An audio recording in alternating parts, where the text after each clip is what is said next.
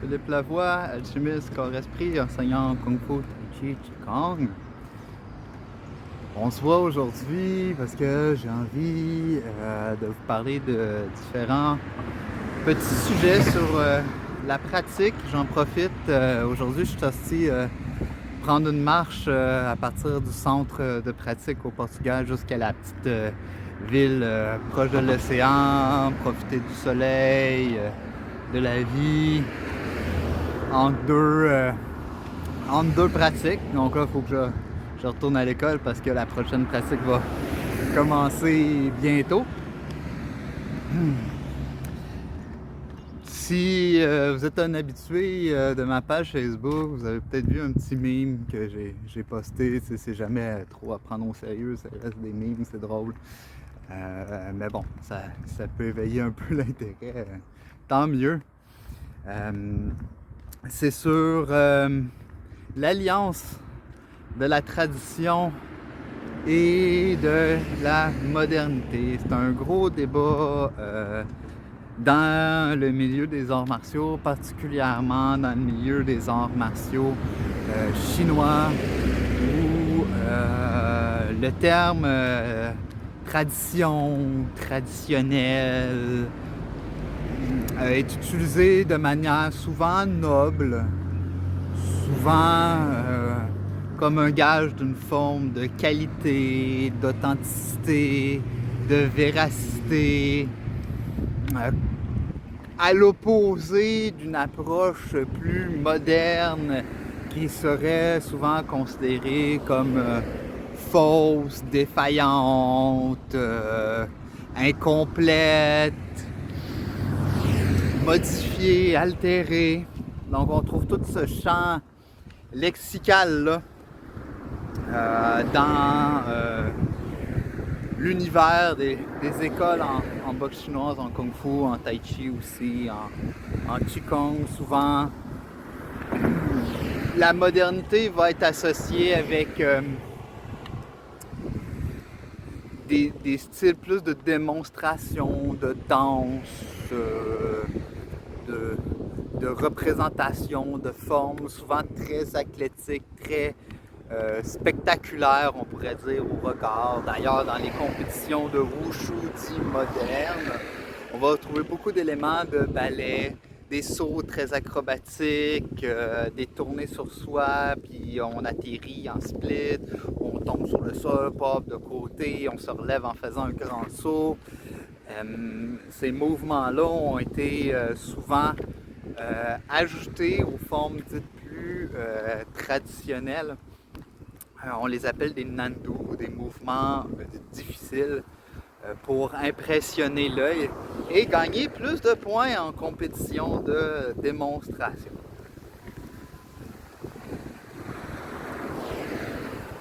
D'un autre côté, l'approche moderne est tout souvent aussi associée au Sanda Sansu, qui est la compétition, le système de compétition ou d'affrontement pugilistique qui a été mis en œuvre en Chine. C'est un système de compétition qui comprend des percussions, pieds, poings, genoux, parfois coudes, jambes, mais aussi des saisies, des attrapés pour débalancer l'adversaire et l'envoyer au sol. Donc ça, c'est un aspect qui est très intéressant. Cependant, contrairement à des sports comme le MMA, le UFC, une fois que la personne tombe, il n'y a pas d'aller au sol, donc le combat s'arrête. Donc ça, c'est un élément.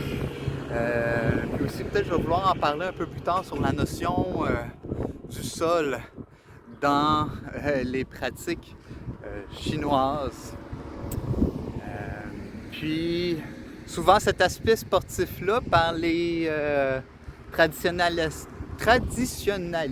purs, va parfois être regardé de haut, disant que c'est un sport, c'est de la compétition, c'est pas la rue. Dans la rue, je peux attaquer avec mes doigts dans les yeux, dans la gorge, Je peux saisir les parties, je peux frapper des points vitaux, ce qui n'est pas possible avec des gants. Bon, on a tout cet autre champ lexical-là, donc ce qui fait que les deux approches modernes, autant au niveau de la démonstration athlétique, puis de l'orthodoxie stylistique, donc je me pince les mots, le soleil est un peu chaud. Donc avec l'orthodoxie stylistique qu'on veut voir dans les styles modernes, puis aussi l'aspect sportif, c'est un peu déconsidéré par les traditionalistes.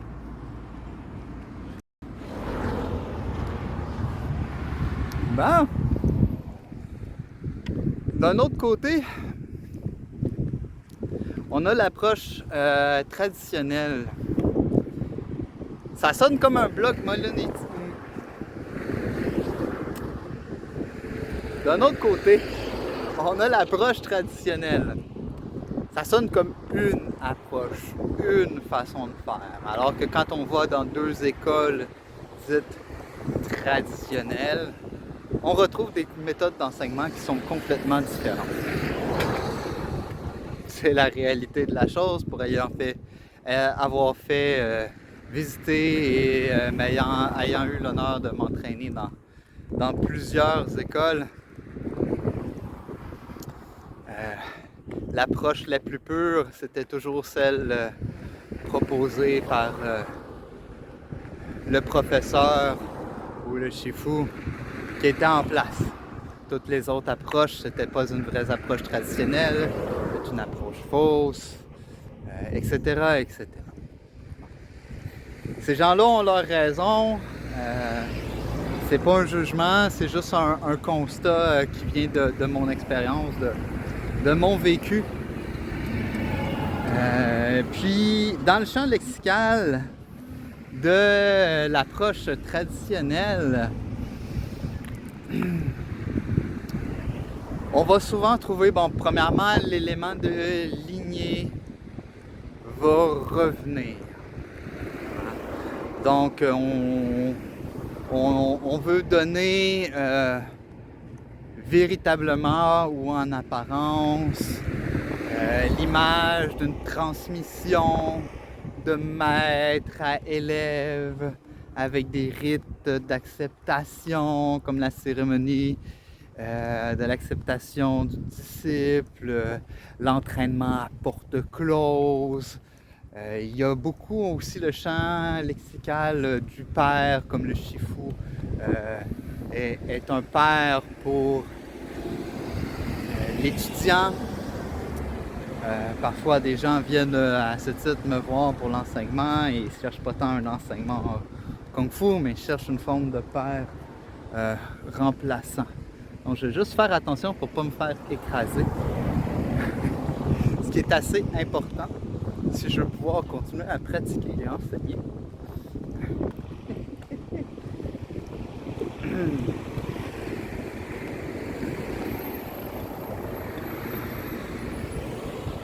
Donc les gens sont quand même assez gentils dans la région. Je me serais attendu à une circulation peut-être un peu plus, entre guillemets, sauvage. Mais finalement, les gens sont bien smart. Je pense que c'est le soleil. Ça rend heureux. Donc c'est ça, on retrouve tout cet aspect aussi là de famille, de structure familiale, cette structure-là clanique, qui aussi peut parfois se transformer, puis ça arrive dans le meilleur des mondes un petit peu en forme de secte où le sifu devient une forme de gourou, hein? Un saint-père spirituel. Si vous ne suivez pas ces commandements, les ancêtres pourraient vous en vouloir ou se retourner dans leur tombe. Je pense que cette forme de structure-là, plus confucianciste, peut avoir une certaine forme de mérite, tant que évidemment ça tombe pas justement dans une forme de dérive sectaire qui peut être nuisible au développement de l'étudiant, de l'élève, ou dans ce cas-ci du disciple.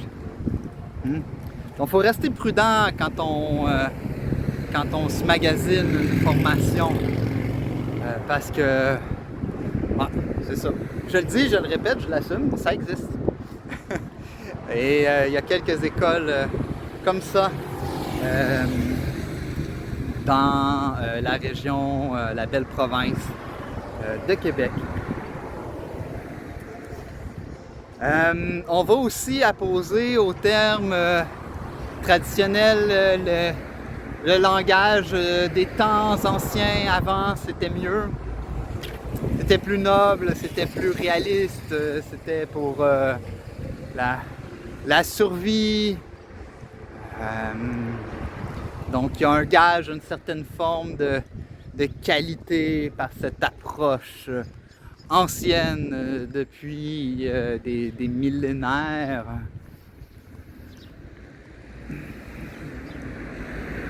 Je pense que ça a un certain fond de vrai, dans le sens où il y a toute l'expertise du maître qui se transmet à ses élèves. Ça crée un corpus de connaissances. Ça nous permet de ne pas réinventer la roue, hein, puis de recommencer à zéro tout le temps. Donc on a un ensemble de principes, de théories, de concepts qui ont fait leur preuve quand c'est une bonne pratique. Cela étant, en Chine, il est arrivé 1 million d'affaires, des changements d'empereur, des changements de régime, des états féodaux avec des chefs guerriers à leur tête. Je vais essayer de ne pas faire pogner mon appareil photo, mon téléphone cellulaire.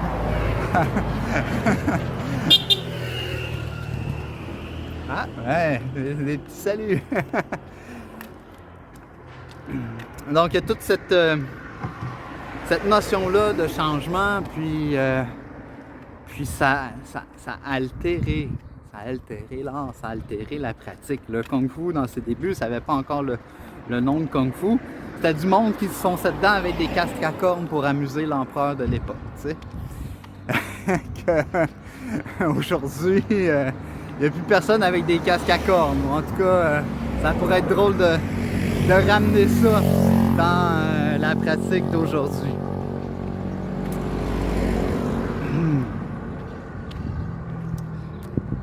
Puis, tu sais, c'est le fun d'avoir une approche franche avec les gens. Tu sais, une approche millénaire, là, je vois souvent ça, là. Plus de 1000 ans d'histoire. Oui, plus de 1000 ans d'histoire, c'est pas faux. Cela étant dit, ta pratique n'est pas comme il y avait 1000 ans. Clairement pas. Fais le jeu du téléphone pendant... avec 4-5 personnes, tu vas voir que le message a déjà changé. Hein? Puis, ça, c'est dans ma croyance profonde. Pour moi, ça vient du cœur. Quand on enseigne les principes d'un système, d'un style.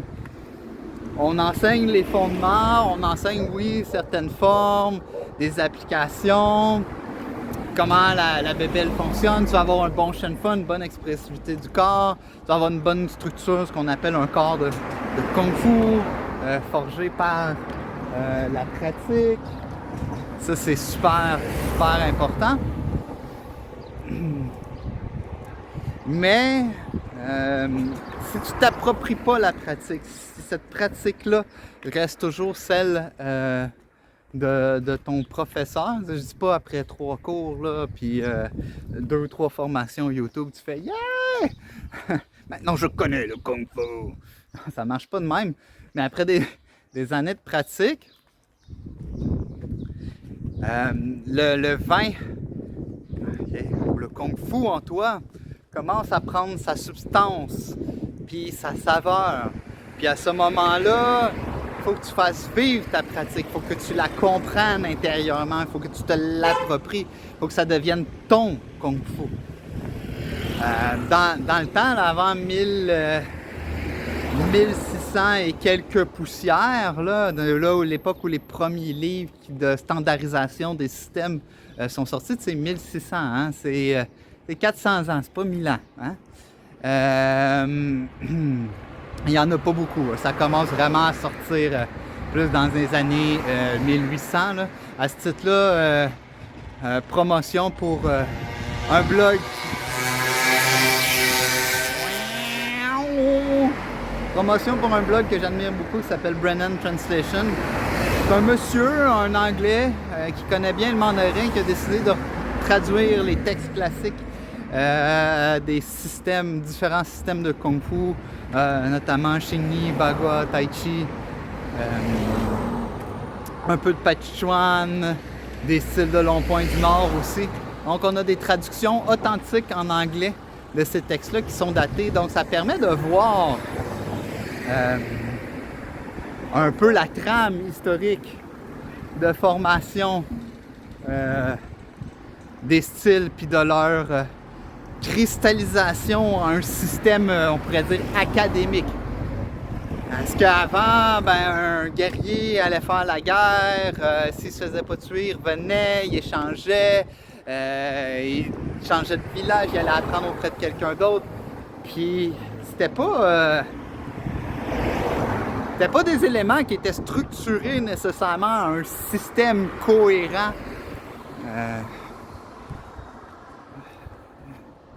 De pratique, c'est A, B, C, D. Les écoles, c'est venu plus tard quand notamment certaines de ces personnes-là ont vu qu'il y avait un intérêt de la population civile à apprendre à se protéger, à faire de l'exercice, à entretenir leur santé. Donc il y a toute une ritualisation de la pratique qui s'est installée. Mais évidemment, ça a pris les différents traits culturels propres à la Chine. Donc les notions de lignée, de père, de mythe de création. Donc ça, c'est un autre élément d'un système traditionnel. Le mythe de création est très important. Souvent, le mythe de création va être attaché à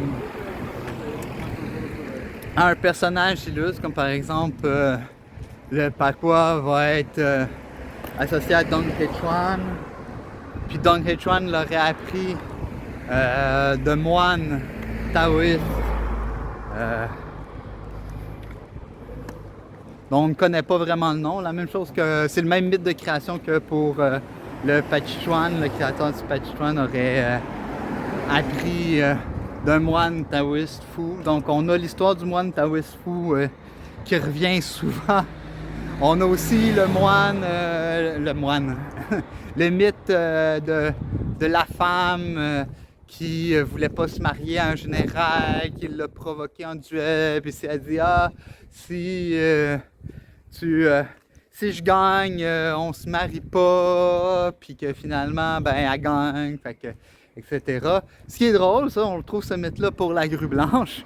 Savez-vous quoi? C'est exactement le même mythe de création pour le Wing Chun. Même affaire, mot pour mot, avec peut-être des petites différences, mais c'est le même mythe de création. On est deuxième. Le troisième mythe de création, c'est le général chinois d'un temps reculé avec sa longue barbe noire. Mais ceux qui savent de qui je parle de Yu Fei, qui est un héros chinois qui s'est fait massacrer par son propre gouvernement parce qu'il était trop bon. C'est beau la vie, hein? Ça, encore une fois, il faut que je regarde pour pas me faire écrapoutiller comme une crêpe. Je vais laisser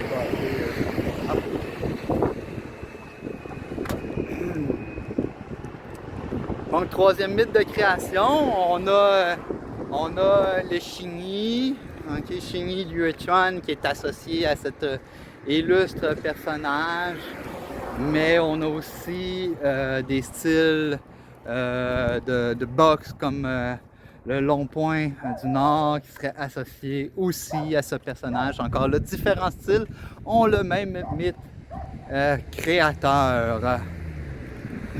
Après, le quatrième mythe créateur, c'est le mythe religieux, que ce soit bouddhiste ou taoïste. Bon, je vais parler des moines taoïstes fous tantôt, mais on connaît par exemple Damo qui aurait médité pendant 9 ans devant le mur de sa caverne, puis qu'après ça, il y aurait une forme de satori ou d'éveil spirituel pour les moines pratiquants qui, sans avoir un corps sain et fort, ne seraient pas à même d'atteindre l'illumination bouddhique et se libérer des affres de la maya, de l'illusion terrestre et atteindre le nirvana. Alors il a créé différents qigong et exercices pour former ces moines-là, pour qu'ils puissent avoir la force et la puissance interne de réaliser des méditations pratiquement éternelles, que leur corps soutienne la force de leur esprit. Ça, c'était le premier mythe de création de mon premier système que j'ai enseigné. Pas que j'ai enseigné, mais que j'ai pratiqué avec mon premier maître. Ce qui fut une expérience vraiment magnifique. Mon professeur était une personne vraiment emplie de connaissances pratiques et d'une force extraordinaire. Puis moi, du haut de mes 16 ans, j'étais là, wow, c'est malade comme histoire! On trouve aussi ce mythe-là avec Sang Sanfei. Hein, les gens de Wudang connaissent le mythe. Sang Sanfei serait un immortel taoïste qui aurait atteint justement l'immortalité, un ancien membre d'un temple bouddhiste de Shaolin qui aurait quitté pour apprendre l'alchimie interne et les mystères de l'occultisme taoïste, on pourrait dire, et qu'à travers ses pratiques aurait atteint l'harmonie parfaite du yin et du yang et réalisant ainsi l'immortalité. Donc ce mythe-là baigne un peu toutes nos pratiques, puisque présentement ma pratique principale c'est le tai chi de Wudang. Nous, notre mythe de création viendrait plus de Xianwu, qui aurait suivi justement les traces de Sang Sanfei, puis qui aurait atteint aussi l'immortalité, mais aussi là, ça va plus loin, la divinité même. Donc on peut voir sur les chandails de mon école l'iconographie de Shangwu, le gardien des artistes martiaux qui habitent à l'étoile du Nord et qui protège le peuple de toutes les influences néfastes du monde. Donc voilà un petit peu des mythologies puis d'histoires sur les mythes de création qui se retrouvent beaucoup dans les approches plus dites traditionnelles. Souvent les approches modernes vont faire fi ou vont écarter cette notion-là de lignée. Hein. On va plus apprendre un niveau académique, comme une matière académique. Ils vont faire fi aussi de l'iconographie religieuse, des mythes et des légendes. Donc souvent comme ça, quoique souvent dans les arts chinois, c'est un peu plus difficile parce que le mythe, la légende, les principes occultes, les faits historiques sont comme mélangés dans une sorte de grabi-boulga, que c'est difficile de tirer un élément sans perdre la saveur du tout. Hein? Et moi, je suis une personne qui aime le tout. Je suis une personne qui aime goûter un art avec une pleine saveur. J'ai besoin qu'il manque rien. Donc, voilà. Donc, ça clôt pour... hein, 3 fois, ça sert à rien. Je commence à bégayer, le soleil est fort. C'est pas grave, c'est bon. Ça clôt pour un peu le champ lexical de qu'est-ce qui est traditionnel, qu'est-ce qui est moderne. Après ça, si vous souhaitez apprendre, vous pouvez contacter le professeur de l'école, puis il se fera un plaisir de vous expliquer ce qu'il y en est, puis un peu sa position, puis ses croyances, puis comment il se positionne là, sur ce sujet-là. Puis, c'est comme tout, hein, faut prendre soin de sa vie avec un... Pour moi, prendre soin de sa vie avec un art, c'est ce qui est le plus important. C'est un élément important d'une santé physique, mentale et émotionnelle très importante. Mais encore, il faut trouver là où les personnes avec qui ça clique, puis qui partagent un même ensemble de valeurs, puis d'idées sur le pourquoi et le comment. Oh, petit poupou. Ça va, je viendrai pas chez vous. Je viendrai pas chez vous. Sur le... Donc, wow. Sur le pourquoi et le comment de la pratique. Donc, ouais. Je voulais vous parler dans un deuxième temps. Peut-être qu'on va faire un autre vidéo. On va faire une autre vidéo.